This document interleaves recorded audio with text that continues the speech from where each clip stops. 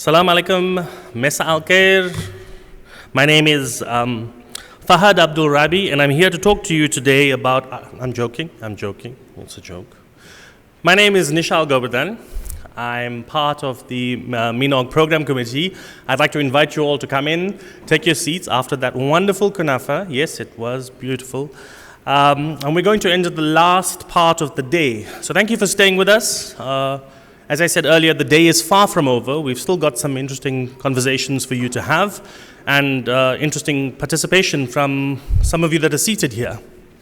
Before I hand you over to the two talks, I want to remind you, if you're sitting here, that you are MENOG, right? That's what MENOG is. It's this community of individuals from the region and from Ajnabis like me that are outside of your region, but people that want to work together to try to make internetworking in this region better. And why I'm saying this is it's important you understand that you are MENOG. You have to take responsibility for wanting to make MENOG a success. You have to take responsibility in saying, I want to come to the MENOG next year. It was interesting, or I had an opinion and I don't like that guy who comes on stage and uses his hands to talk a lot because it's distracting. Later this, or actually from now I can say, we'd love for you to submit your name to join us as the MENOG program committee. The program committee is responsible for choosing or for selecting the talks that you're seeing here today.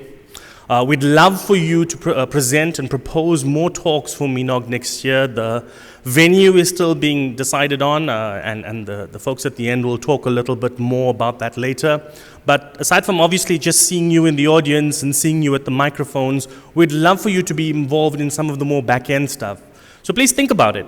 If you're strong opinioned, and I know from my corridor conversations that a lot of you are, we would love to see you get more involved in the back end of MENOG. You can join the PC. Khaled will talk a little bit about the actual process of joining the PC later. But it's really as simple as saying, here's my email address. I want to be involved. Even if you're scared, we're not that scary people, I promise you. We're quite helpful. We'd love for you to step up and participate. But enough of that. We have two talks today, two full-on 15-minute talks, and then we're going to be following that with a series of lightning talks.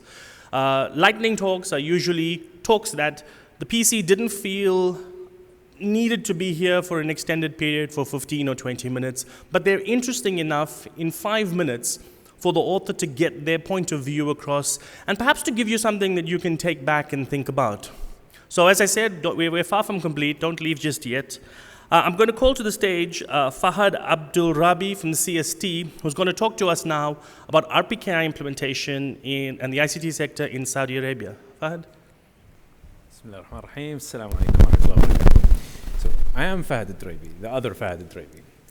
And I sometimes also use my hands, when I explain. So I'd like to apologize in advance for that if it's not, comfortable for some of you.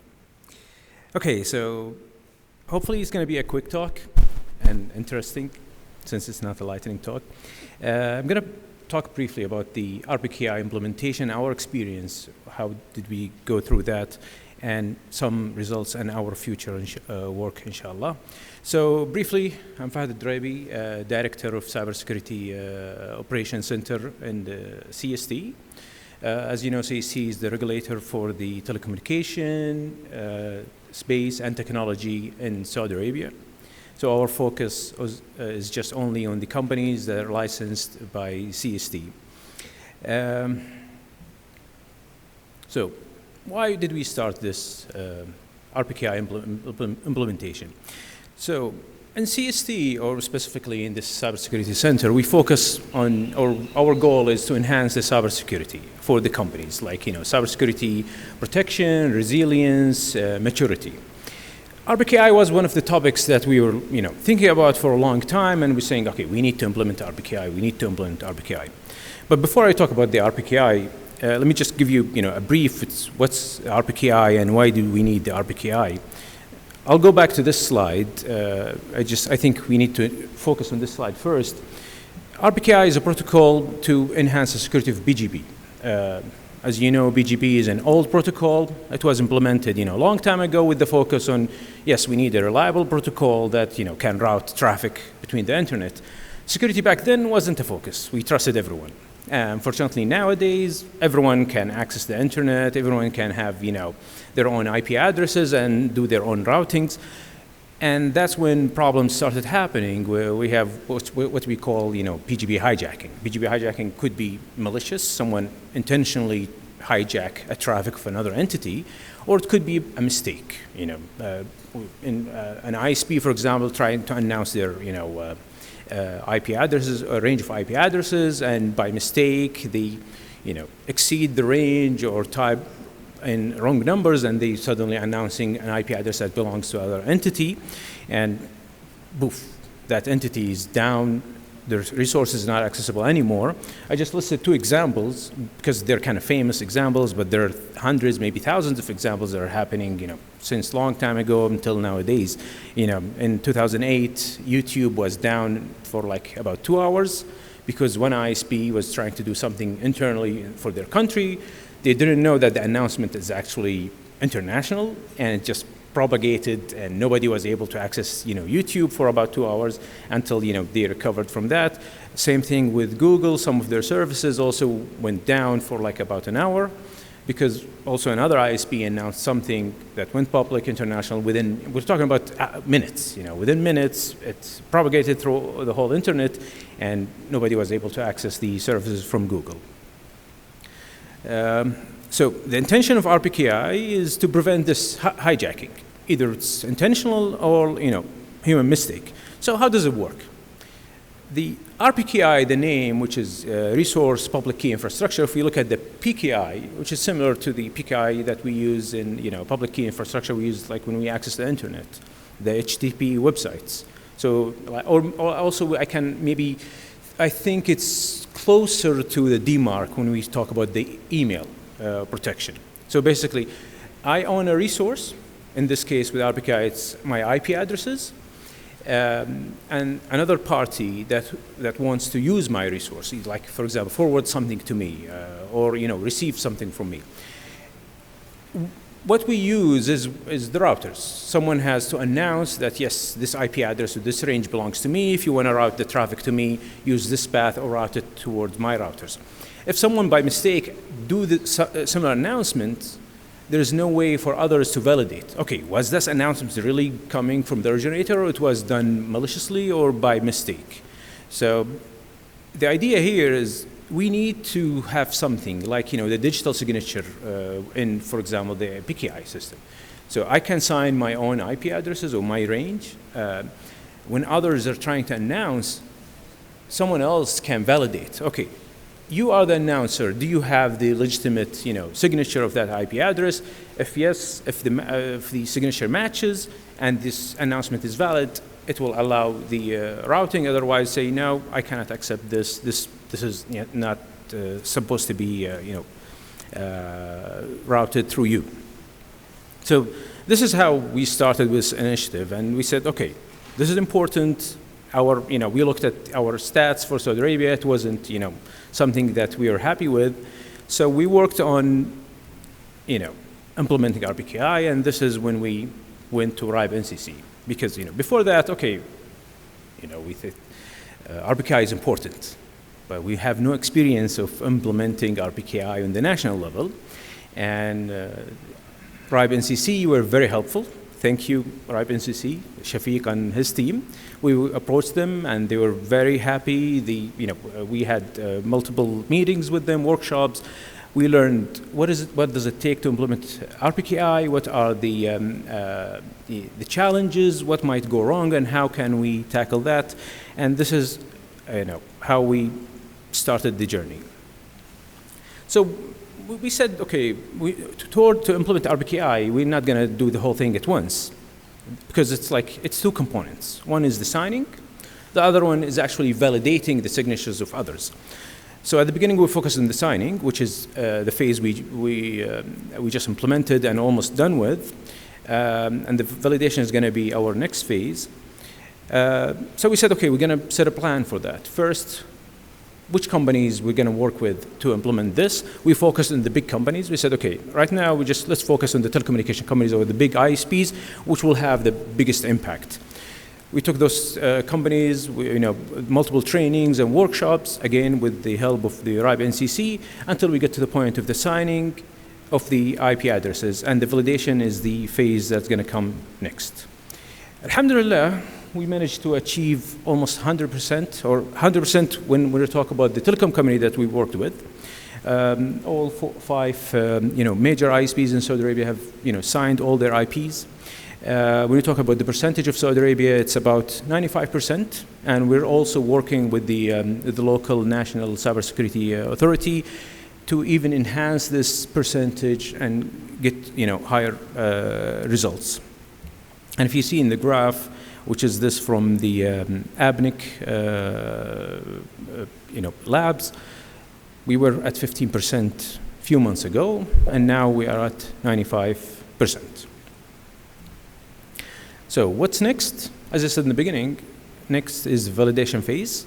And the validation phase also, this is where we're actually going to tell the ISPs to switch their routers on and start validating IPs. Start validating the signatures of the announced routes. Again, RIBE and CC are still, they're always helpful with us. We have a plan now. We hopefully going to start this in the beginning of 2024. We'll start again by training the entities on the validation. We're going to start in what we call it internally as a monitoring mode, where we trigger the monitoring of the validation without actually rejecting or blocking any traffic for maybe about 4 months or so. Once we get to a stage where we think, okay, everything is fine, that's when we're going to actually turn on the actual validation, where we'll let traffic pass through, or some announcement that's going to be blocked. That's all, and thank you for listening, and I'll be pleased to answer any questions that you have.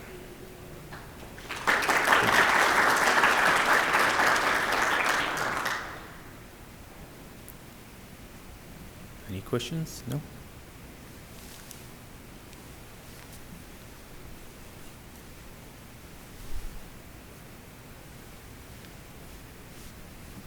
No questions? I mean, you can ask questions to either of the Fahads that are standing here. So. All right, here's a question. Thank you.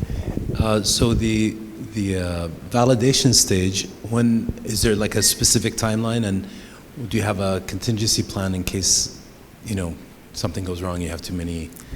Yeah, sure. Actually, this was a question that we had a meeting yesterday with Shafiq and his team, and we're thinking, okay, if we start the validation, is it on and off? And no, there is, on, off, and just monitoring, a position where our plan is to start actually in January. January, we're going to start with training the entities, the companies, because there is different configuration depending on which routers they're using, different settings. We will try to make sure that all their equipment supports the validation, and we will set it on the just monitoring mode, which means we will just look at the reports. Yes, this is a valid, let it through. This is invalid, still let it through. And there is unknown, which is not signed in most cases, also let it through or accept it. Until we reach a point where the percentage of invalid is acceptable enough. Maybe I don't have actually an exact time. I personally looking at maybe 1 to 4 months. But once we feel that the percentage is reasonable and it matches what's other countries are having, that's when we think, yes, this is now the right time to switch it to the enforcement mode, where we're actually gonna stop accepting any invalid routes. Excellent. Thank you. You're welcome. Thank you, Fahad. Just I want to say that it's a joint effort. It's a collaborative relationship between RIPE and CC and CST. As you mentioned, our efforts as RIPE and CC, myself and my colleague Hisham, will not be successful without your effort, you, Sami, and other teams. So I would like to praise your effort. I would like to say thank you for your collaboration, for your continuous relationship with RIPE NCC, and hopefully that next year we'll have the successful percentage as RIWA as in the ROV. Thank you once again, Fahad, for this excellent talk. Thank you. Thank you. Thank you, everyone. Sorry, I have one more question. One more question. I'm sorry. So this might sound a bit naive. I've been away from this space for a very long time. I'm just wondering, is there some intersection between what you've talked about today and zero knowledge proofs, and if that can be used to enhance or benefit what you're actually talking about? Raise your question. Sorry, I was just saying that is there an intersection between zero knowledge proofs and what you're trying to achieve here? I have no idea. I'm not the right person to answer the question. That's Sorry. okay. Thank you. Thank you. That's Okay, so thank you very much. Thank you very much, Fahad, the real Fahad. Ladies and gentlemen, could I ask you to give me a round of applause? I mean, we look alike, don't you think? Next up, we have an IPv6 adoption story. I won't pretend to be the gentleman that's coming on stage now, but he's going to walk you through a lot of what CST has done to get through the IPv6 adoption and give you statistics on what they're doing. So, Musaab. Assalamu alaikum. Hello, everyone. I am Musaab Alammar from the Communication Space and Technology Commission, specifically from the Internet Services Development Department. Today, I'm going to speak about the IPv6 adoption journey for the Kingdom of Saudi Arabia. Thankfully, it is a successful story that I would like to share with you. Today's agenda will be addressing three main topics. The first one is why IPv6? Why do we need to adopt IPv6? What is the importance of IPv6 for us? Secondly, we will talk about the IPv6 journey in Saudi Arabia in terms of preparation, plans, objectives, strategies, and phases. And lastly, we'll talk about the outcomes and the way forward regarding the adoption of IPv6. So, why do we need to adopt IPv6 in particular? Why? Because we have reached an exhaustion of the IPv4 addresses. As you know, we have only 4.3 billion IP addresses compared to more than 8 billion population worldwide, which is clearly it's not enough for us to use. A lot of people using a lot of multiple phones, watches, and so on and so forth. So we have a lot of connected devices. So it is not enough for us. Secondly, when we are talking about the IPv6, we are talking about the right solution to avoid workarounds. Currently, there are a lot of workarounds. We are talking about NATing and CGNAT, which is a way of extending the life of the IPv4 addresses. But here in IPv6, we are talking about 3.4 multiplied by 10 to the power of 38, which is very huge IP address space compared to IPv4. So it is in reality an enabler for the emerging technologies, and I'm talking here about the IoTs. As I mentioned earlier, each one of us mostly has one or two phones, a connected watch, connected cars, a smart TV, and a lot of connected devices here and there and in our houses. So it is really important for us to go to that approach. So the statistic says that by 2030, we will reach around 30 billion connected devices as per Statista, which is a huge number compared to what we have currently with IPv4. So it is something essential to enable the emerging technologies.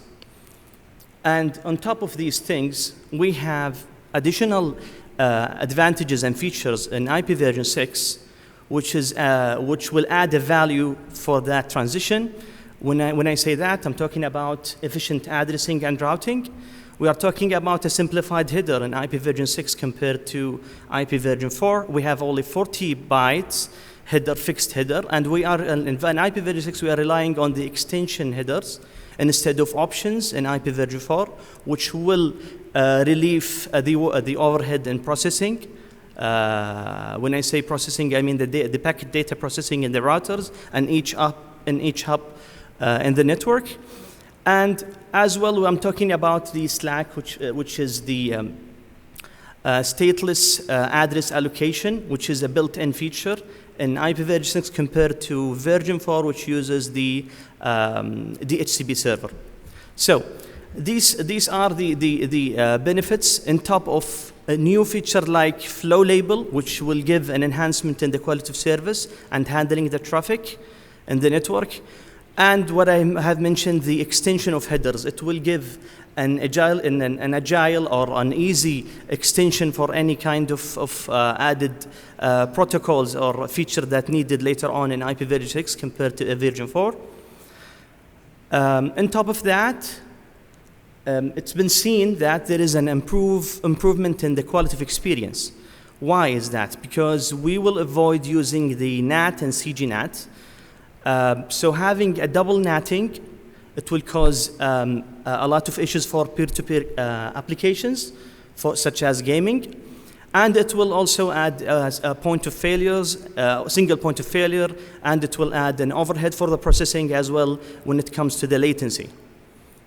Last but not least, also there are a native support to the security features, like the end-to-end IPsec and the AH and ESP headers. So there are a lot of added features other than the address space of IPv6. And one of the historical things, IANA in 2011, they have distributed the last /8 prefix to the RIRs. And when it comes to RIPE, NCC, they have started in 2019 giving the /24 waiting list from the recycled pool. So we are really reached the end of IPv4 address space. So now we know the importance of IPv6, and I would like to go much deeper about what is the journey that we went through in Saudi Arabia. We have the national strategy objectives, which was established since 2008. There are three main pillars in that objectives or strategy. The first one is to ensure we have a business continuity, to be prepared for the business continuity, to make sure that we didn't reach a point where we are out of IP version 4 and we cannot continue our businesses.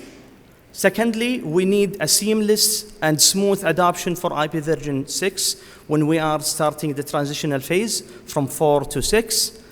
And lastly, we need to raise the awareness nationwide, because without the awareness, we cannot have a collaborative efforts with all stakeholders and entities in the kingdom. So, based on that, we have 3 phases for the IP version 6 adoption in the kingdom. These 3 phases focuses in 3 segments of the connectivity. First of all, the service provider who are responsible about connecting the end users to the enterprise. Then we will talk about the enterprises who are offering the services to the end users. And lastly, we will talk about the focus on end users themselves. So we are covering the whole connectivity segments. So now when we are talking about phase 1, which is the focus on the service provider, we had established at that time IPv6 task force. That task force consisted of a lot of experts, executives, academics from different sectors and entities in the kingdom. And there was, we had launched a website for that, for IPv6, to have a background and awareness topics in that website, and also any papers at that time published from the IPv6 task force. Also, we had built an IPv6 lab so that interested parties can do their trials in the lab and be more confident about their changes or the transition to IPv6 when it comes to their enterprises and reality. And the last point of the phase 1, which is the readiness of the service provider core network and national services. Here, there are a lot of upgrades and changes happened from the service provider cores. And when we say that, we mean maybe upgrading the core nodes or changing some of the design, so on and so forth, and that already happened, thankfully. And when it comes to the national services, we have adopted the IPv6 for the Saudi NIC to make sure the critical services are IPv6 enabled. Okay, when it comes to the second phase, now we are talking about the enterprises. Those, as I mentioned, who are providing the services to the end users in the kingdom. So, as the first step, we had done as stimulating the demands through 4 pilot projects, and these 4 pilot projects was on different entities from different sectors to give like a relief for the others that we had successful stories in the transition for the enterprise level, which was a good encouragement for them. And we had published the IPv6 deployment guidelines. This guidelines, it is a comprehensive guidelines for those who are interested to deploy the IPv6 or to enable IPv6 in their entities. It is covering a lot of aspects, starting from the what you should consider as a budget, security, nodes, technical details. It was a good starting point for any enterprise that would like to enable the IPv6 in their networks. Lastly here, partnering with academic sector for capacity building, such as universities and others. So now we are at the last phase that we had been through, which is the end users, and which we are struggling now with, not reaching the 100% adoption rate. We, with the collaboration with the service provider and the stakeholders, enabling the upgrade for home CPEs because they are not enabled by default. It has to be provisioned through them. Enabling the mobile devices and make sure that we have the right certificates for that. Some devices require certificates, some devices not. And lastly, target and progress reporting. So, with these all phases going on, we had a continuous capacity buildings, more than 20 training programs conducted, and more than 500 participants. Of course, all of these with the community effort, and I would like to give special thanks for RIPE NCC, the IPv6 Forum, academia, manufacturers, service providers, and the task force itself. Without the collaboration, we wouldn't reach that point of adoption in the IPv6 for the kingdom. So, thankfully, the Kingdom of Saudi Arabia, we have reached a 60% adoption rate currently, and we are looking for more and pushing the boundaries for that. We are currently among top 10 countries. So, what is the way forward for us? We will continue enabling IPv6 for the end users. As I mentioned earlier, there are some devices that are still not supporting V6, which may take some time to be able to support these or to be replaced by devices supporting IPv6. Mandating enabling IPv6 for government entities and services. Lastly, as I mentioned, we need to keep tracking the international benchmark to know, because we are internationally facing the same challenges.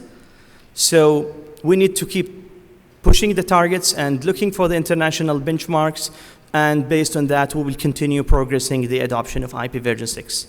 I'm really glad to share this experience with you. Thank you so much for listening, and I would be happy to receive any question from you. Thanks.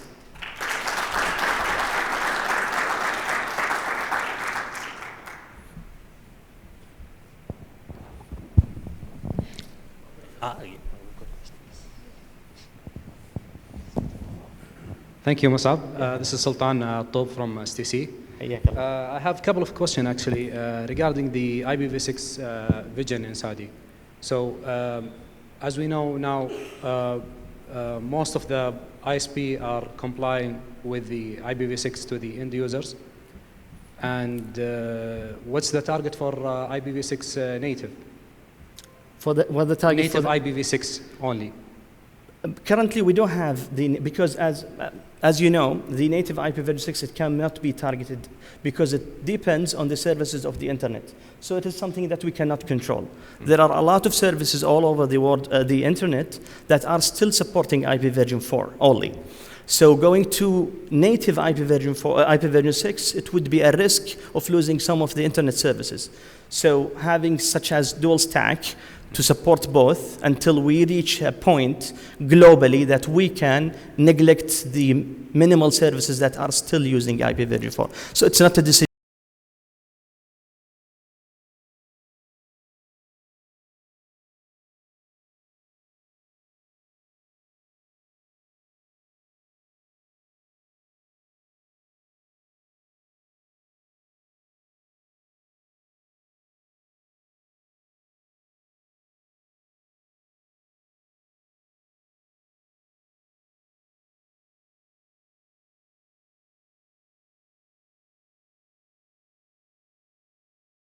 Toward the devices that is imported or they are coming to the market with no support for the IPv6, like IoTs or modems or etc.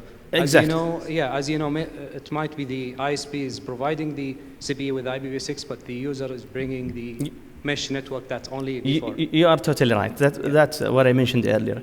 The end user devices, it's really the challenge currently why we are not able to reach 100%, not us only, even the other top countries.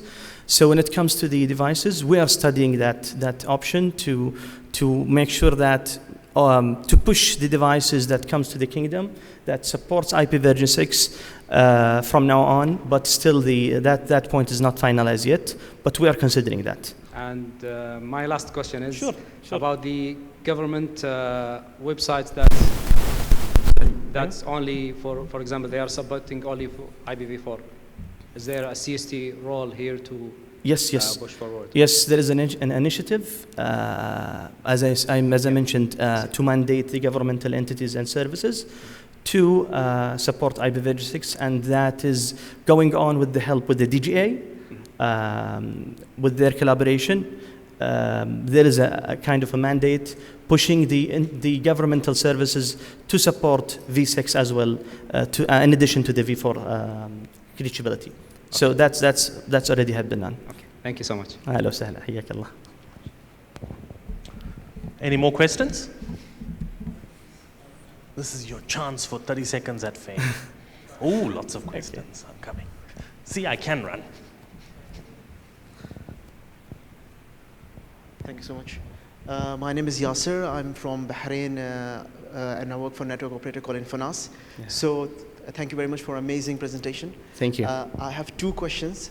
So from the first part of adoption, which is related to network operator, what is the most, as a regulator from your perspective, what was the technical challenge, the most technical challenge to adopt it at the network operator level? And as the adoption rate has gone to 60%, are there some tangible benefits that been experienced that we can say that yes, something was not there in IPv4, but now with IPv6 it has improved? So these are my two questions. طيب. Regarding the first question, I think we as a CST were not the entity that should answer the question. The service provider, for sure, they had a lot of challenges to enable IPv6, but I think the hardware that they have and the design changes that they need to do and to implement, it takes a very long time for them to do that seamlessly. So that's why we have started the objectives that we had since 2008 to have a seamless transition, and that's what happened, thankfully, for their efforts. So I believe this is one of the biggest challenges, and sometimes I believe maybe the certificates for specific cell phones, it took sometimes a very long time. It's not challenging, but it could be time consuming. And I believe that's it. Maybe those who are from here, from the service provider, can provide more insightful information about that. When it comes to the current benefits that we are gaining from IPv6, as I mentioned to my colleague over there, IPv6 currently is used for used for IoT devices, for specific IoT devices, which relieved the businesses from buying more IPv4. And as I mentioned, no more IPv4 that we have. So you need to either wait or to buy it from others. I'm not sure what is the process for that, but either it will be lengthy process or it will be costly process for you. So that relieved part of their address space in the IPv4 to continue working on, to continue using it for other services. So this is what we have for now. In addition to that, there are multiple public sites that measures the difference in quality of experience between V6 and V4, and most of the used, as per my knowledge, that it's dual stack. So it's preferring the V6 over V4 as long as it's there. So there is a clear improvement in terms of latency for sure, and once it's adopted by the game consoles, because it's not supported by the game consoles yet. Once it's supported, it will give a better experience for the gamers, especially for the peer-to-peer type. So this is what we have, but again, we are preparing for what is coming and what is worst, that you need to continue your business growth, but you don't have an IPv4 to use that, to expand your business. Thank you. Thank you. Any more questions? 1, 2, 3. Thank you very much. Please, a round of applause for our wonderful speaker. Thank you so much. I think we've all been saying the same thing about V6 for a long time. We were speaking about games. I'm a sometimes gamer when I can find time. I play World of Warcraft. World of Warcraft has been ready for IPv6 for, I don't know, at least the past 6 to 8 years. It works from my home. So if you are not V6 literate, there are lots of wonderful folk here from the RIPE NCC that will happily help you move along in your path. Okay, so that brings us to the end of the submitted talks that we have for MENOG, and we move on to the lightning talk section. And before I call up our first speaker, I'd like to remind you that this is a fantastic opportunity for you to have your say about something that you feel passionate about. Lightning talks are not necessarily talks that need to have prepared slides. In fact, I think some of them today may not have slides.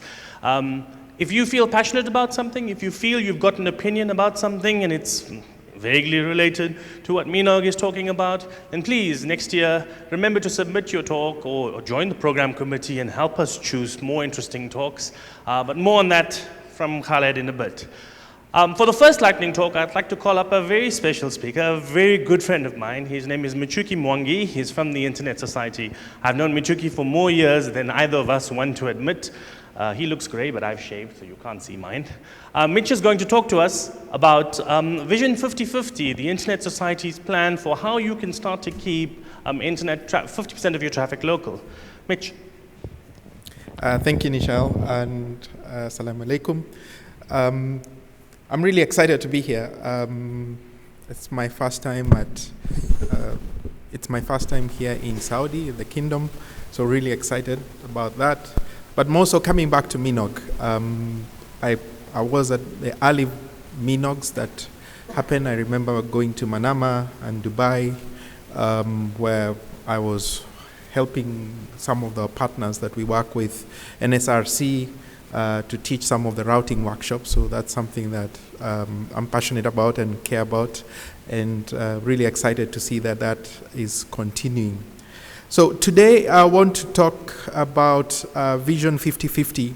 My colleague Hannah Kratom, who some of you may know, was meant to present this, but due to some logistical reasons, he was not able to be here. So I'll hopefully be able to do justice to his presentation. Over the last 2 days, 3, depending on whether you were here for day 0, there's been a lot of discussion around peering. I think it's very clear to everyone that peering is key to keeping traffic local, improving the user experience. So this vision is tied around how do we continue to enhance that in order for users to be able to experience a faster, more resilient, and more affordable internet connectivity.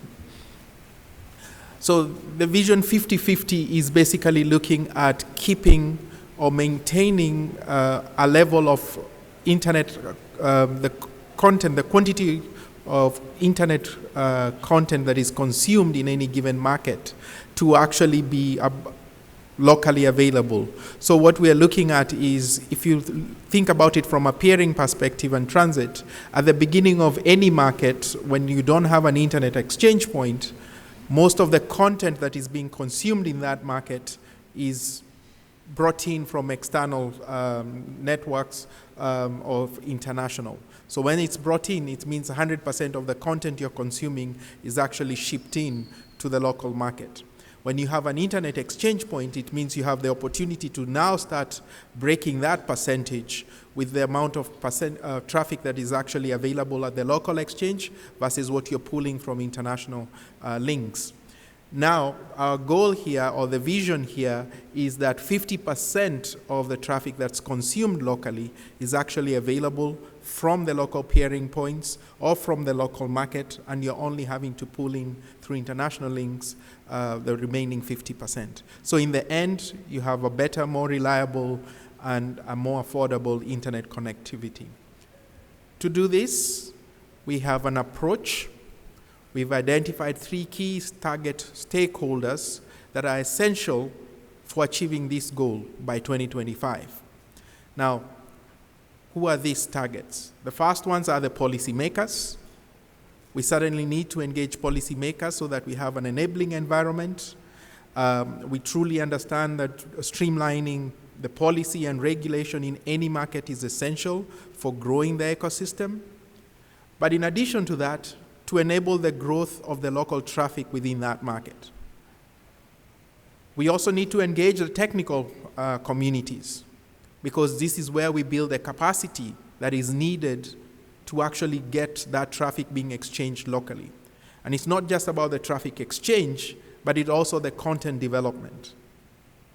We need banks to go online so that we have applications. We need all the services that are actually not digitized to actually be digitized so that they can be accessed through the internet exchange, because that's where the growth will come from. We also think that working with the internet society stakeholders or the community, the ISOC chapters, the individual members, and so on, will also help in adding a voice that helps to create the additional awareness. So think of this as a third channel of, or a third voice that comes in and helps to advocate for all the issues that need to be advocated for to make this a reality. So how do we measure our progress? Well, we have a methodology. We're trying to measure this by trying to understand using various tools that exist, the ONI probes, the RIPE Atlas probes, Bright Data probes as well. We want to measure from various local markets, how do they access various content? And using that measure, because it's a measure that's basically putting the probes in networks or UNI probes and so on, they're measuring how to get to various content that is consumed. And we want to track this as we work together with those markets. Again, this 50-50 by 2025, it's on select markets, not all markets, meaning the markets that we're actually working with, the ones where we feel that there's an impact. There's going to be a greatest need and an impact. And of course, where there's an opportunity for us to do work in those particular markets. Now, this, I should also mention that this vision 50-50, we are doing it across the board. So in all regions of the world where we work in. So we will use these tools, and basically once we obtain the measurements, we'll be able to have a sense whether we're actually having impact, whether there's growth. And we should be able to show some data by early 2024 from some of those markets that we're able to measure starting now. So as I conclude, we did an initial measure, a quick measure of the region in the Middle East. So we looked at Saudi Arabia, UAE, and Jordan. We picked a random set of about 12 well-known CDNs, if I could put them that way, and tried to see from using the probes that are in these networks. We picked a couple of AS numbers where they have probes, and we tried to measure how those CDNs are reachable using from those probes located in those networks. And you can see from here that we have not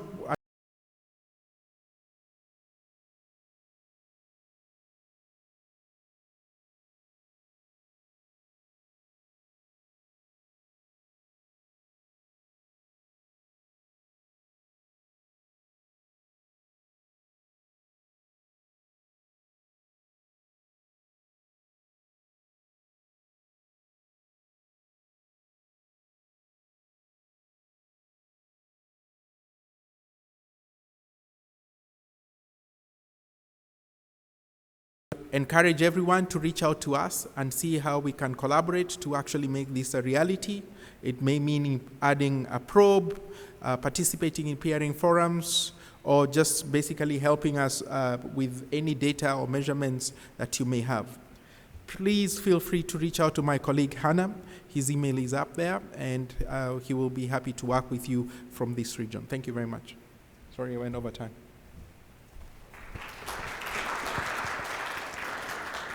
So that's a lightning talk, as you can see, short, brief, and best of all, nobody gets to ask you questions afterwards, so you can say what you want, okay? Next up, we have a routing correlated network analytics, Aftab from Cisco. Aftab, you have 300 seconds. Run, run, run. I have to run then. Assalamu alaikum. So, how many seconds do I still have? So, today, now I'm going to talk you on something much light or very light, but it's very important as well. So I don't have the 25 minutes like this morning. So the topic is routing correlated analytics. My name is Ahmed Abdelsalam. I am from Cisco Systems. So what do we want to do with the routing correlated analytics? And before going into this, let me explain to you how people used to do network analytics. Basically, people used to do it as network as a black box, or if you wish, network as a magic box. So what you typically do, you send the probes between two nodes, and you receive these probes at the destination. You take them, you trash them, and you do an average on the latency. And we will speak a bit about the latency, because I know that the latency is something that is very important here in the kingdom, and operators care really a lot about the latency. So what you do latency between the two nodes, you define a threshold, and basically, if your latency average is greater than the threshold, you start doing alert. If not, then I'm good. But what we do from analytics point of view is basically very basic. We do minimum, maximum, and average.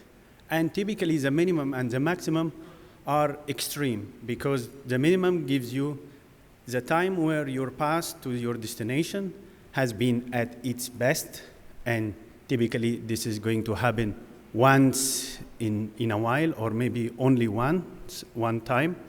Then the maximum is the extreme on the other side, where basically you're going to get the value when your network is really screwed. Then let's take the average. Maybe the average is better. The problem with the average is that if you have, let's say if you have 4 passes between two nodes, 3 of them are good, 1 is bad, then the bad guy is not going to show in the average. So basically, all of these basic analytics like min, max, and average, they don't really help you so much. And how basically you're going to look at this data? Currently, the current approach, or this classical approach, they take the data, they visualize it in a brute force way. You put all of the data against, the threshold. But if you are measuring a full mesh between 100 nodes or 200 nodes, what you're going to get is around 40,000 graph. I don't think anyone is going to look at 40,000 graph, and you will not be able to spot anything. But what is really more important is that the network is never a black box. The network is very complex. You have a lot of ECMP passes. You have a lot of routing problems and routing information that if you ignore them, you are going to miss a lot about the network. So I don't think the network as a black box or a magic box is good, and we can do better. But let me explain to you very, very quickly. If you don't correlate the network measurements that you get with the routing, what are you going to miss? You are going to miss a lot of information. You will not know how many passes I have. You will not know actually what is the expected latency of each one of these passes, how my latency is distributed across them, and basically how many of my passes are having issues. Another important thing is that the network, it changes all the time. So my path that I use in the morning probably is different from the path that I use in the afternoon. Maybe it changes on every day, you don't know. So the network is not stable. So all of this instability of the network leaves, if you ignore them, you're going to do measurement that will not tell you anything useful about the network. And this is my last slide, is basically, that's why we need to do the routing correlated analytics. So the idea of routing correlated analytics is basically to take the measurement data that we collect, look at the routing at the same time, and basically correlate this information together to give you what really matters. Because there is no point to look at 40,000 graph with raw data that is not going to tell you anything. What you really need to get, that the issues that happen and the things that only matter. And that's what we call the intelligent data. And as part of this intelligent data, we have something called the path intelligence or the path analyzer. This component is going to give you the topology of the path, the history of the path, the history of the topology, how many ECMP passes, all of the things that you have been missing with ignoring the routing, you are going to get them through the path analyzer. And I think I'm on time. Maybe if we have some seconds, we can take questions. So thank you very much, Ahmed. It's an interesting topic. Ahmed will be around after the meeting. You're welcome to catch him. If someone wants to reach out, I will be here. Thank you. Next up, we have a short talk on internet services, quality of experience, measurements, and improvements. Maan Ahmed from the CST. 499, 398. I just gave you 100 extra seconds.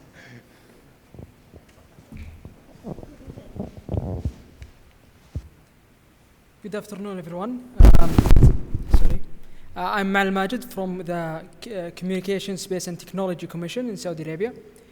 We are focusing on helping the market, stimulating market maturity, enabling creating transparency and competition, and helping create a better user experience for the customers.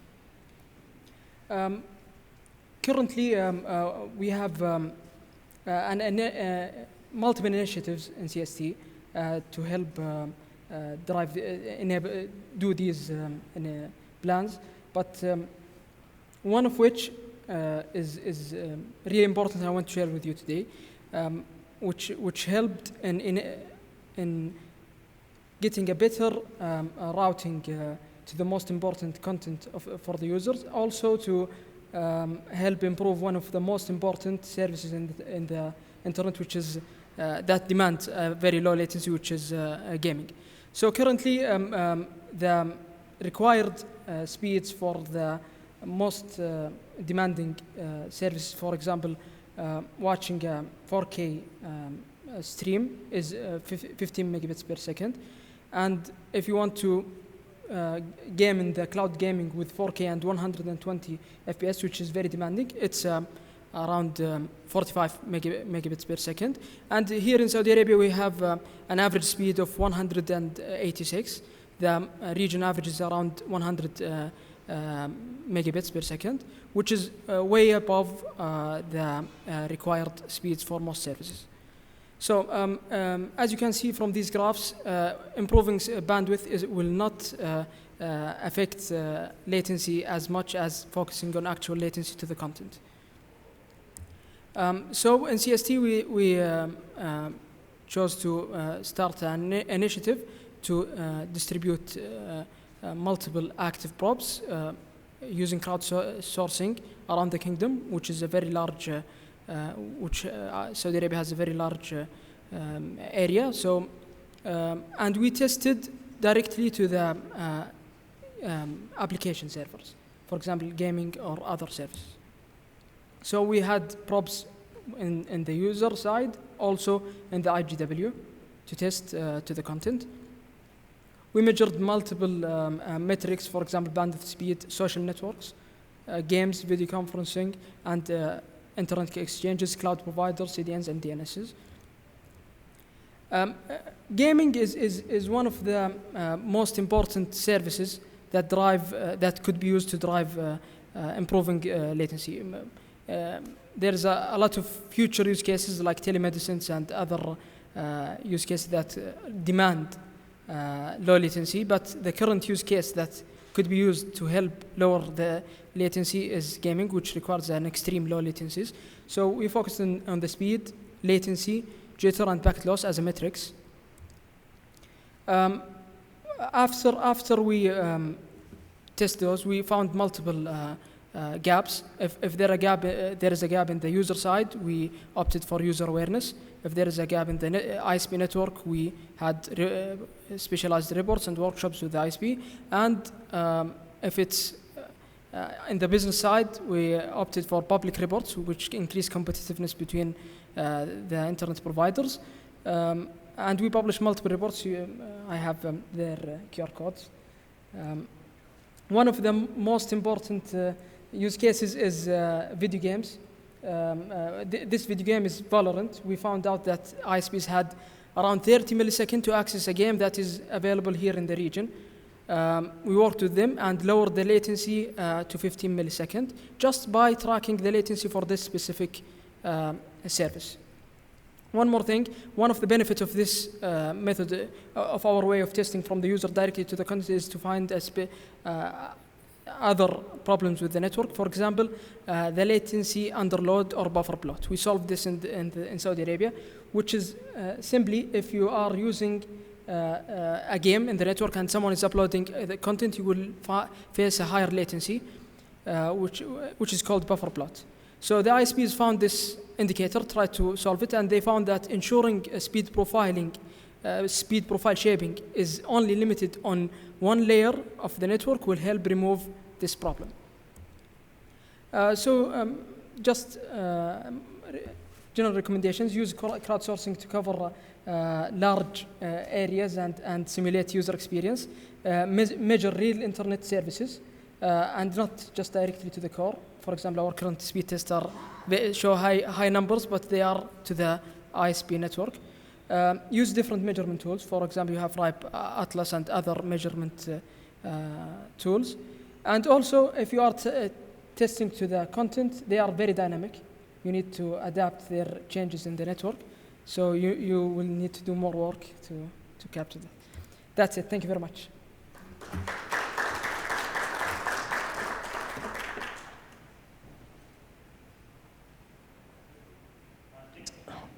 There we go.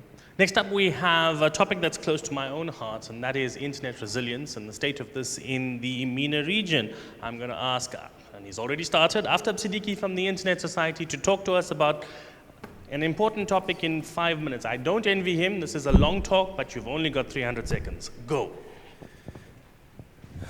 Hello, everyone. Assalamu alaikum. I'm Aftab Siddiqui. You have seen me before. I don't have much time. I have lost 5 seconds. So let me go. Internet resiliency. I mean, I was really interested in the brother who was sharing his thoughts about the measurement of the internet here in Saudi. And what we have seen is measuring the internet is tricky. It's how do you measure things and how many things you can measure and then how you can correlate them is really very important. But still, it's very tricky. So we have made an attempt trying to connect the dots here and there and see if you can come up with a number. And that number is called, in the Internet Society's terms, Internet Resiliency Index.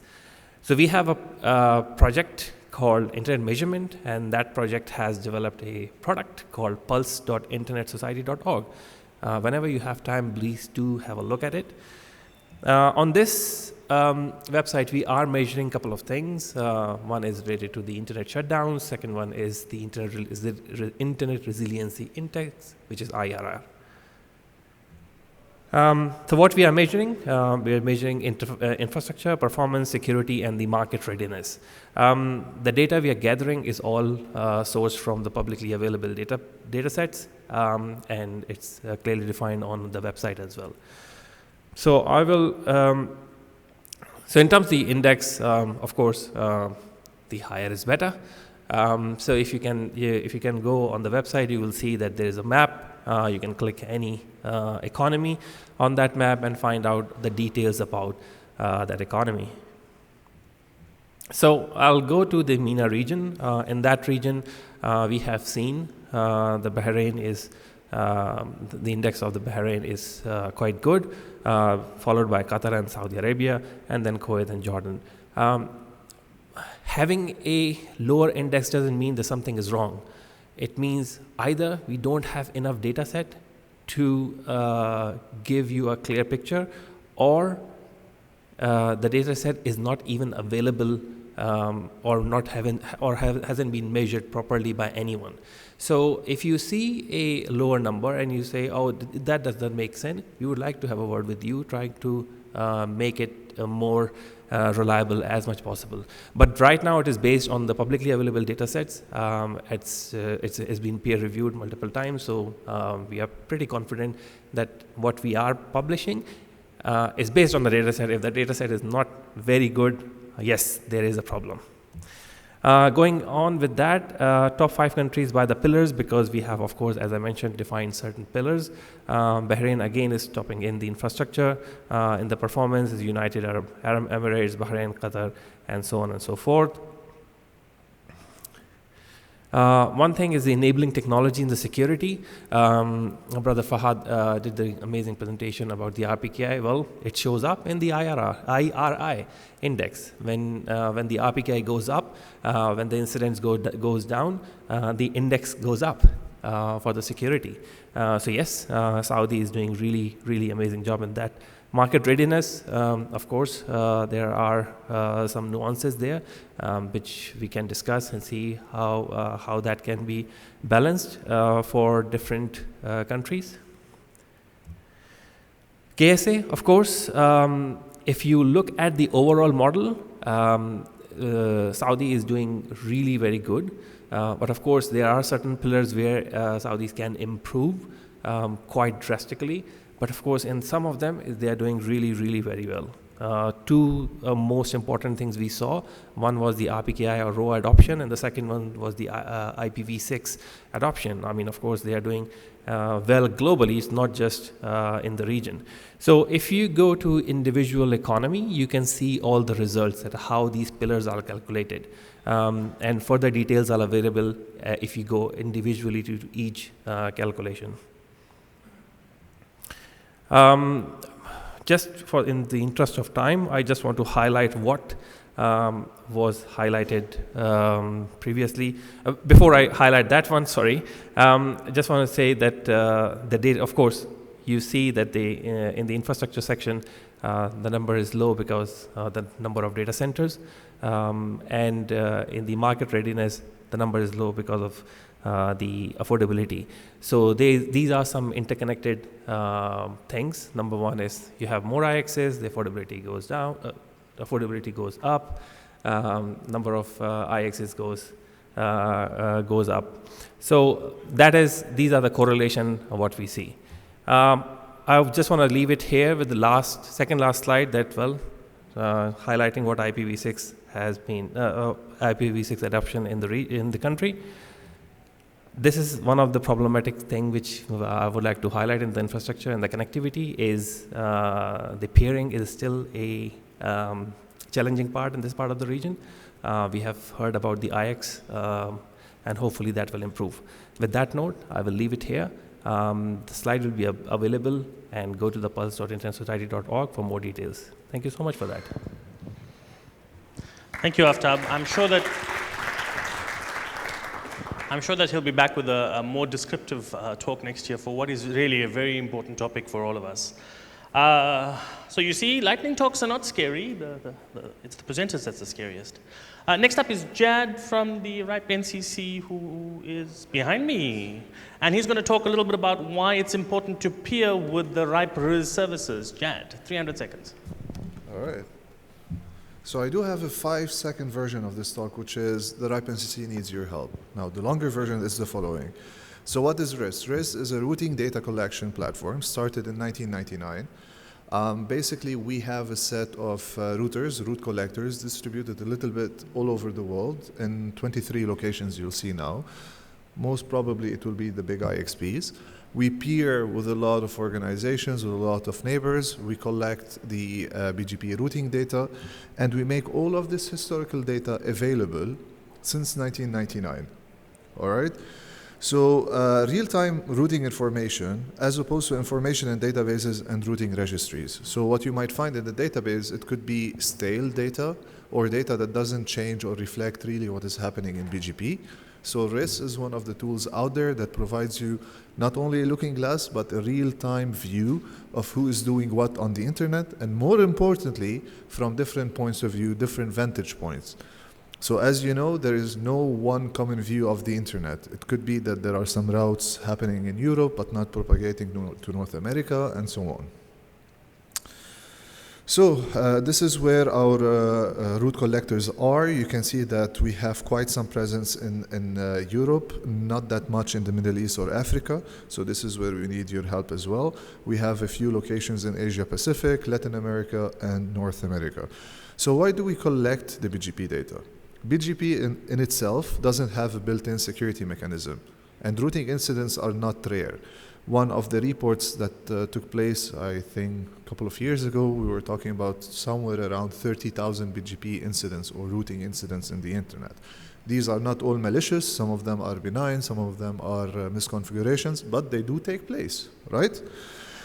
And these routing problems and looking glasses are only temporary. So if you're lucky enough to catch the problem while it happened and you try to go and do some investigations, then you might get part of the image. But a big part of it, you might miss it. And this is where BGP history comes in place. It is recorded, and you can track what happened. So if you have better visibility, you have greater security, and hence lower risk of BGP hijacks. So who is RIS for? Who is it designed for? Well, obviously for network operators and policymakers, because not only you can see what happened during the routing incident, you can troubleshoot these internet routing issues, and you can develop future plans based on routing trends. So if you see that there's quite some incidents happening on one of the transits or in one location, probably you can do stuff, reroute traffic, change transit, whatever that case is. It is also very valuable for researchers to investigate notable events occurring in the internet. So these could be things like commercial outages. We all hear about the Facebook going down, Google going down. Or for example, what was the effect of the war in Russia and Ukraine on the internet, for example? Or what would happen if the subsea cable off the coast of Kuwait, something happens there or whatever, it gets cut. What is the effect on the internet in the region? So RIS helps you with this. Now, how can you use RIS? First of all the data that I've been speaking of, ever since 1999, it is available in raw data. So you can download it, parse it, visualize it, do whatever you want with it. We've recently, and by recently I mean a few years ago, also provided a live stream. So this is RIS Live. So basically you can see the platform over here. In real time, you can select a certain location. Let's say our route collectors in Amsterdam or in Johannesburg, whatever that is. You can see the BGP data here. You can see if your routes are being propagated. All right, and this also, the visualizations are available in RIPEStat. So there are a lot of tools out there that use RIS, BGP Hurricane Electric, BGP Alerter, the Internet Health Report from IOTA and QAIDA. It's quite useful. Now, in the Middle East, we have a little bit of issue. So you see the line, the horizontal line, this is the global average distance towards RIS, so where our points of locations are. You see that most of the countries, Syria, Lebanon, Jordan, Iraq, Iran, Saudi Arabia, Egypt, typically they are a little bit further away from RIS than the global average. So based on this, we do invite representatives from these countries, from these networks, please peer with us. These are the locations where we are right now. So if it happens to be that you are also peering at one of these IXPs, please do peer with us, all right? We can also explore the possibility of doing multi-hop BGP peering with you, and if needs be, we are also open to the idea of deploying new RIS collectors in Saudi Arabia or in other places. But yeah, in a nutshell, please help us so that we can help you better.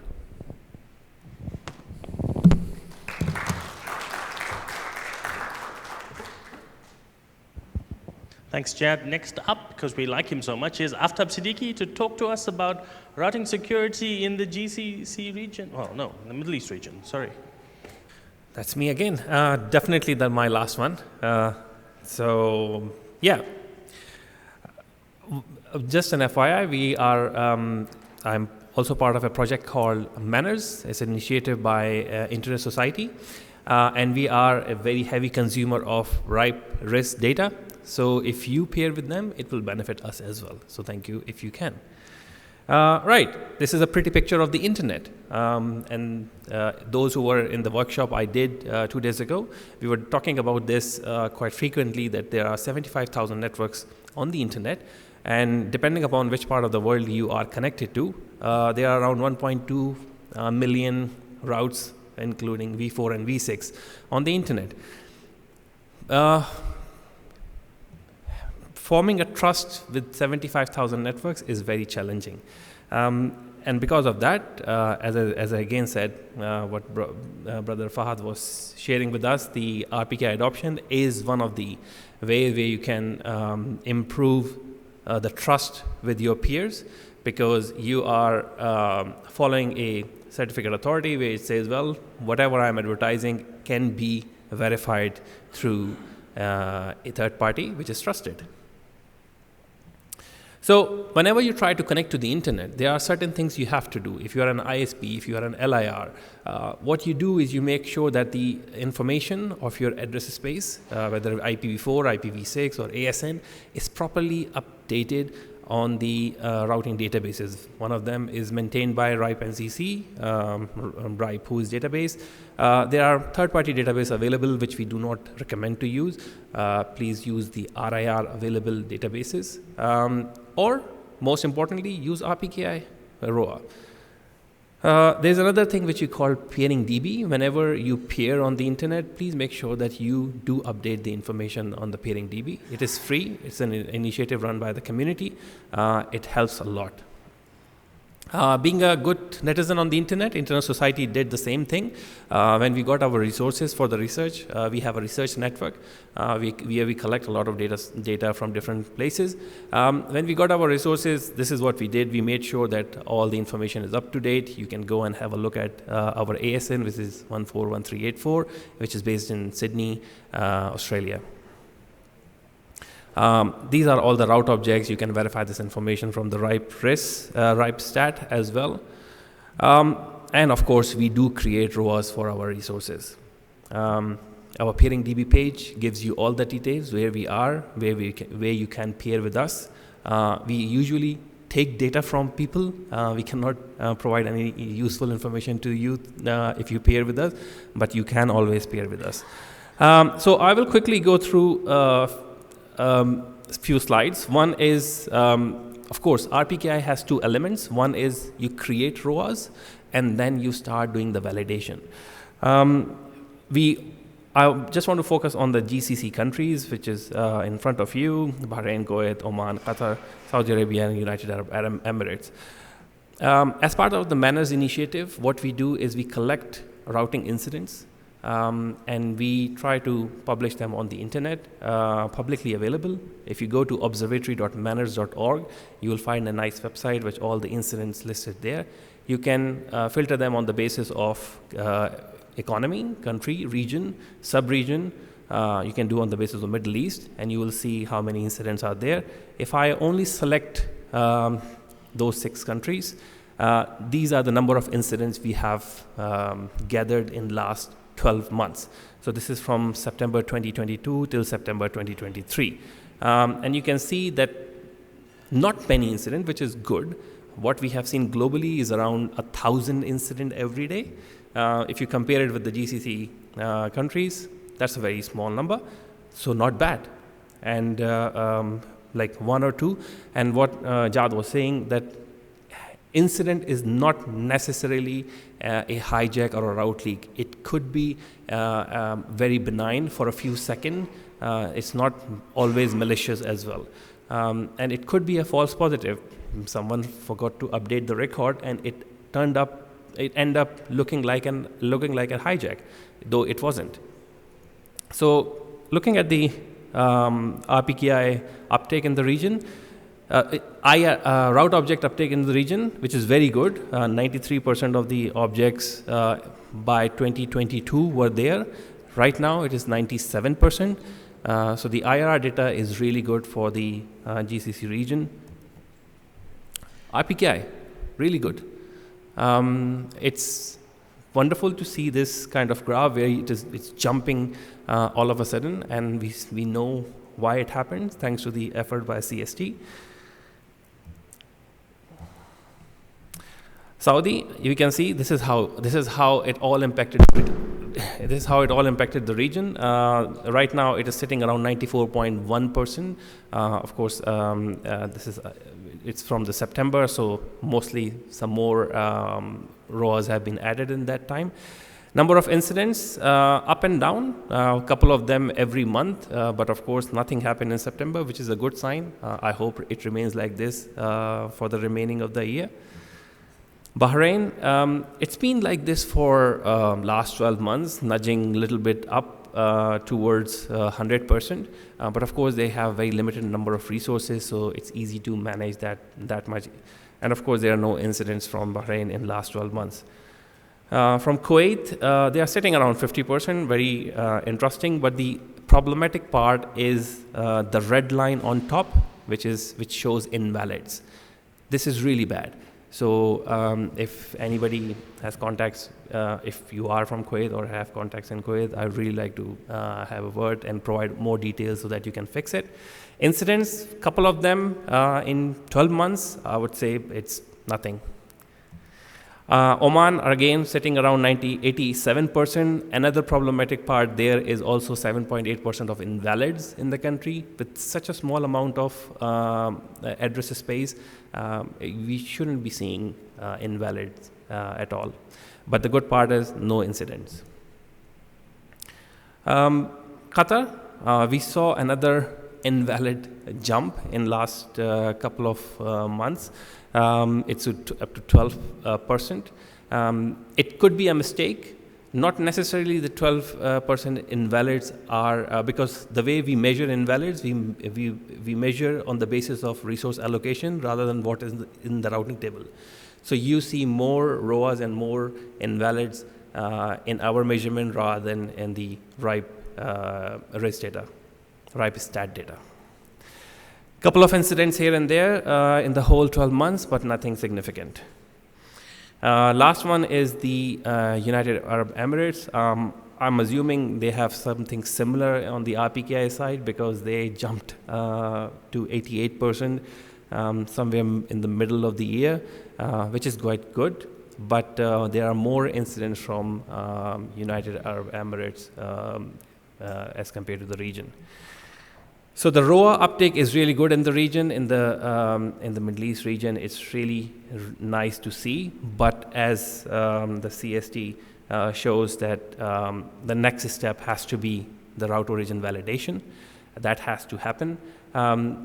And this is what we showed in our workshop, that you can do incremental changes. You can just enable RPKI on your router, start connecting it with the with a RPKI validator, and just get the idea that how many valids, invalids, and unknown are in your routing table without doing anything, without dropping anything, without depreffing anything. At least you get an idea that what is happening in your routing table. That can be a first step, and then second step, then you can start talking to your customers that, well, if I enable validation, you will be impacted. So that can be a step-by-step implementation for that. These are just a small suggestion. These are not solution. It's hard to resolve routing security on the internet. And that is all from my end. Thank you, Aftab. IPv6, manners, do the right thing. We've been hearing a lot of that. So now it's time for something completely different. You've been listening to techies talk to you, and policymakers and business people talk to you for, what, 1.5 days now? So we're going to switch to something completely different. The last lightning talk for today is a new friend of mine. Her name is Nada Alwadi from Virginia Tech. She's a student, PhD student, and she's going to talk to us a little bit today around interconnectivity in the Arab Gulf states from a non-technical perspective. Nada. Thank you so much, Nishal. I thought you forgot about me. And I'm very happy to be here. My first MENOG was actually in Manama last year. And yes, I think I bring something very different to the table, and I only have 5 minutes to do that, so I definitely will skip a lot of the things I was planning to talk about today. I hope my voice is okay. My name is Nada Alwadi. I am a Bahraini student of Internet Governance in School of Public and International Affairs in Virginia Tech. I live in the US, and I study Internet Governance. And my first time to learn about MENOG and RIPE was, I think, last year.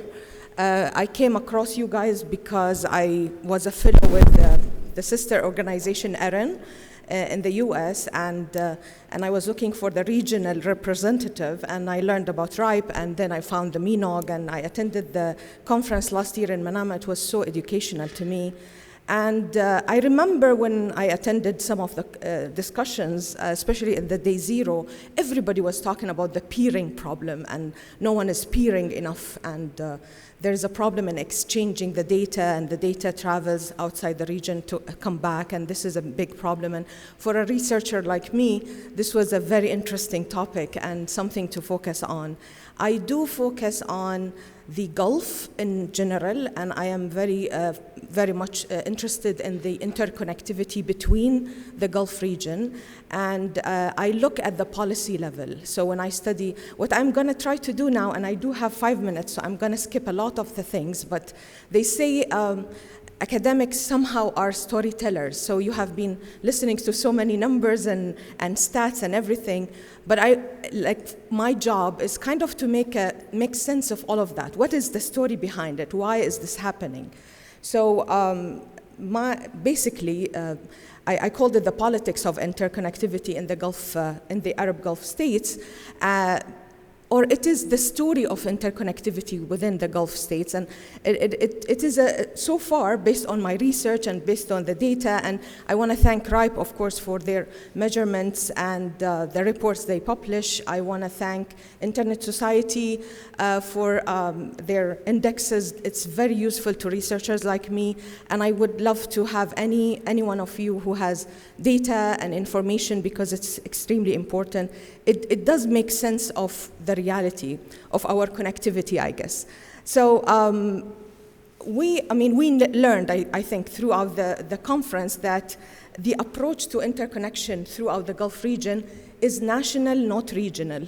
So interconnectivity is, you know, it's very advanced, and it's great within the country itself in the Gulf, but interconnectivity across borders is not necessarily happening. And of course, the IXP is a big story there. I think what my contribution in this very little talk is, why is this happening? And based on what I have read and based on what you guys talked about and so much of the research and the literature, I would argue that the story can be summed up in two different things. And one of them is I think the contribution I have here, which is something I call the cyber-centric governance. And the second one is something that we talked about a lot, which is kind of the political economy of the telecom market. I want to say something about internet governance, I think. I feel there is a kind in the Gulf, when I look at the Gulf as cases, I see the dynamic of a dual strategy. There is a kind of a conflict between openness and centralization. So, you know, laws and regulations are open in some ways, but then they are still reserved and exchanging and you know, opening up and crossing borders and all of that. From a policy perspective, this is very interesting. And reasons behind this is also very interesting. It tells you a story. So what is cyber-centric governance? And this is something I talked a little bit about in the day zero discussions in this conference. But I was telling someone when I was looking at internet governance literature that discusses the Gulf region, I couldn't find anything. But when I started searching for cybersecurity, I found so much literature, and I think that's very telling. My point here is cyber-centric governance, I argue, is kind of dominant in looking at this sphere. Whatever we talked about in the past few days, from a policy perspective in the Gulf is looked at as a cybersecurity issue. And that is important to recognize. Cyber-centric governance, in my vocabulary here, is an approach of governance that places strong emphasis on cybersecurity and digital risk management. It involves structuring and managing organizations' governance framework in such a way that cybersecurity is central and integral component of and a top priority. Although, of course, we know that security is very important, we have talked about this a lot, but we need to recognize that this approach, like for a policymaker, taking the approach of cybersecurity and looking at internet technical issues comes with a baggage. And many of the, I guess, reservation of you know, how peering and exchanging and all of that needs to be studied in that framework. Why is this happening? And kind of adding this element to the story can give you a lot. I know I am out of time, but indicators of cybersecurity governance and centralization are very evident, and I guess we talked about it a lot. The other part that we talked about is the dominance, of course, of the big players versus the small players. And that's a whole discussion, of course, of the political economy of the telecom market. And I know Nishal is going to kill me, but anyways, that's what I have today. And I would love to basically talk to anyone, or if anyone can help me with data or research, I would love to. I am focusing on the Gulf in general, so anyone from the Gulf will be very helpful. And thank you so much. Thanks, Nisha. The highly visible and very energetic Nada is here. Please, if you have time, make time to talk to her. She's a wonderful person to speak to. She has a great many questions, and as you can see, a lot to say. So that brings us to the end of the scripted part of MENOG 23. I hope you've had a good meeting. I hope you've managed to learn something. I hope you've made good contacts. And more importantly, I hope to see all of you at MENOG 24 next year when it's announced. And to give you that great information, it's my pleasure to call my very good friend, my brother, to the stage. Hisham Ibrahim, you guys know him as RIPE NCC's Chief Community Officer. Hisham. And thank you. Yes. Hello, everyone. Assalamu alaikum.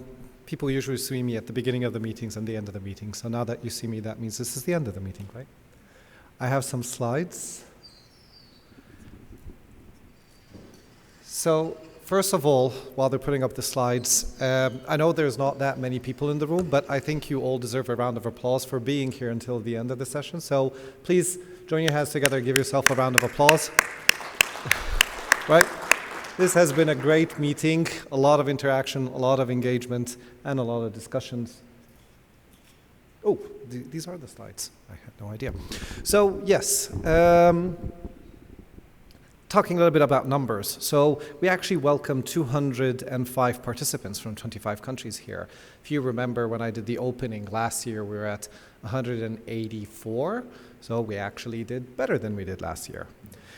We had 74 participants that were newcomers. That means more than half of the people that attended this event have been here before.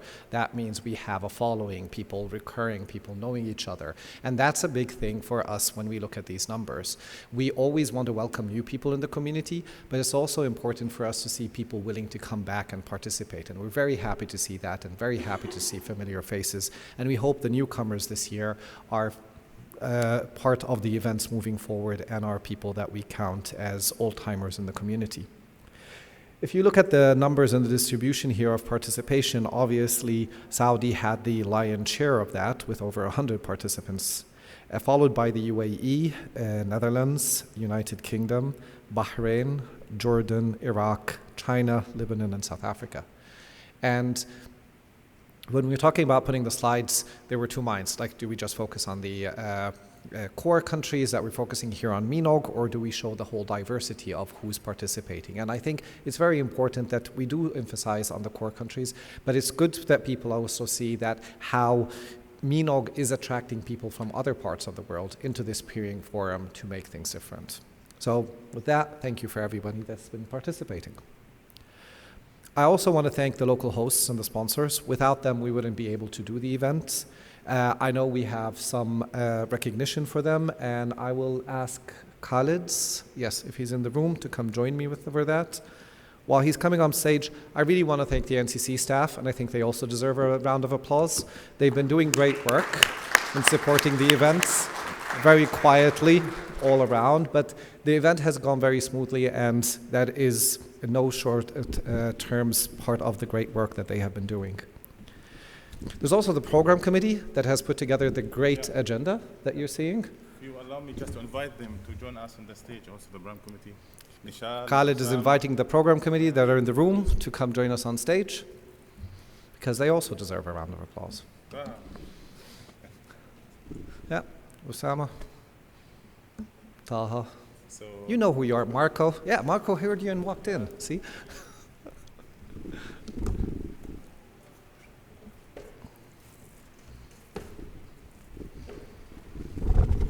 If you allow me just a few seconds. Yes, please. Okay.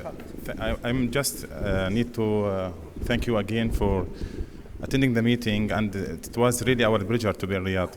It was a long time. Last time it was 2011. So we are really happy. Thank you for hospitality, for engagement and on the sessions and in the meeting. And hopefully this engagement and this let's say engagement together in the community will continue. It's not only MENOG. We have different engagement in the region. And also I invite you to participate in next meeting, MENOG, inshallah, next year. Call for host will be sent as well after the meeting. And also as the team and as Nishan mentioned, you are welcome to join the BC, the program committee. I will send call for BC members. The process is really easy and straightforward. Just apply and you are welcome. If you have the skills, you have the time to offer. So we are happy to have you. Thank you very much for everything. So as also Hisham mentioned, I would like to thank all the host speakers, everyone. I don't need to forget anyone, like Center 3, Linux, Saudi Internet Society, Saudi Arabian Internet Exchange, RIBE and CC as well. Thank you very much. MSIX, Salam, META, Internet Society, BCH, EuroIX, ICANN, DECX, who else? I think I covered all of them. So thank you very much for this, the great efforts. So and thanks for the PC. Thank you. You may step down. Thank you. Yep. Thank you all. So Before we recognize the local hosts, we do want to get your feedback. So there are QR codes, one in Arabic, one in English. Please take a moment to scan it with your phones and give us your ratings. This helps us improve the events and also report back on what went well and what went wrong. So I'll leave this slide up for a minute while I ask Shafiq to come join me on stage. Shafiq was here a second ago. Oh, there he is. Yes? Did you lose your way? So, yes, I'm giving just a couple seconds for people to scan. Please get out your phones and scan for the QR codes. But we have now, and I think yes, thank you for coming to the meeting. It obviously was great. Join us at RIPE 87. And now we're going to be recognizing the hosts and the... Yeah. So let us start by inviting the representative from Center 3.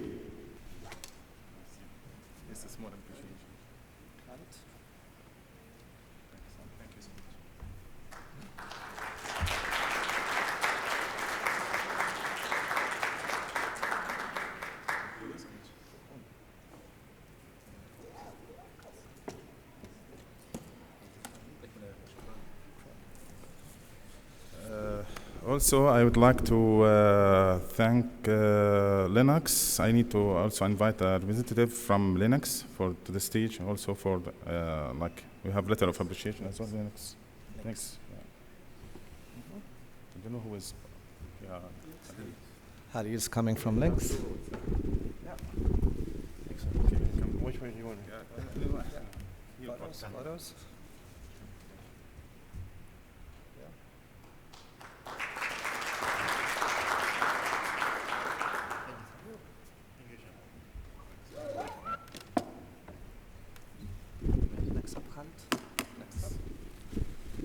And the Saudi Internet Exchange Point, I think Dr. Walid.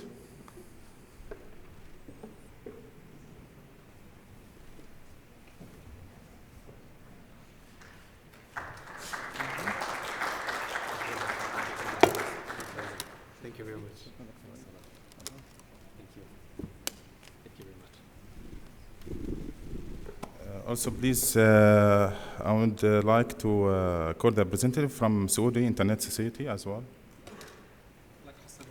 Thank you very much.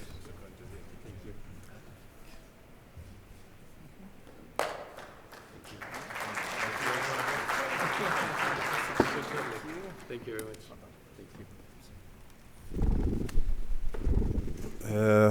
Now, please allow me to welcome Mr. Abdullah Rufaidi from Salam.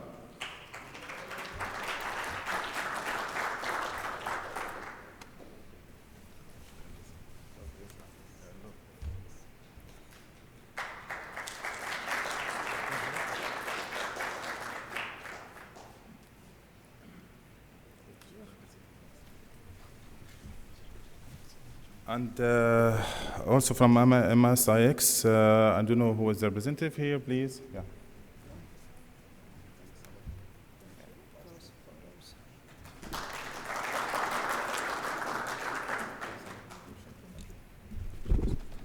So, yeah. So I would like to ask all the sponsors as well, like ICANN, BCH, Center 3, everyone. I need to ask everyone who participated in this meeting and make it happen. Which this is the last session, this is the closing, but hopefully it will not be the last effort and engagement together to the community. Thank you very much for attending, and hopefully we'll see you next year in MENOG 24. Thanks a lot.